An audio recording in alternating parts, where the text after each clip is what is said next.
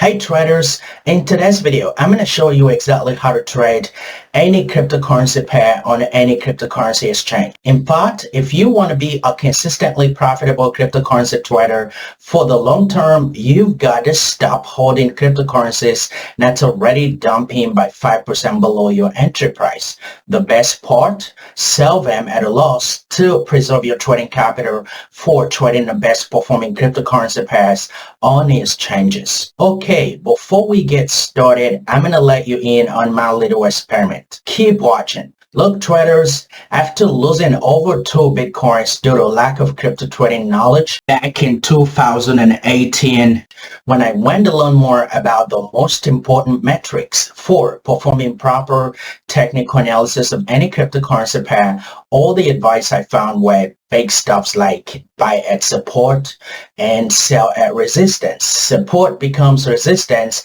and resistance becomes support at some point on a candlestick price chart data. Needless to say, these generic ideas were so confusing and there was nothing practical on how to actually perform proper technical analysis of any cryptocurrency pair. So I decided to run a bunch of experiments on a candlestick price chart data of over 1,000 cryptocurrency pairs.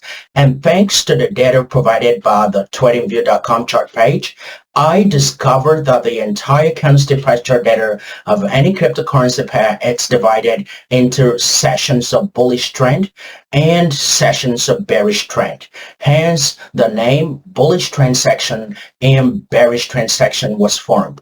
So the most important metrics for performing proper technical analysis of any cryptocurrency pair are the bullish trend section and the bearish trend section of the cryptocurrency price action. And that's absolutely all that you'd ever need to perform proper technical analysis of any cryptocurrency pair. So if you want to learn how to consistently grow your crypto trading account, click the link below to join our crypto trading community.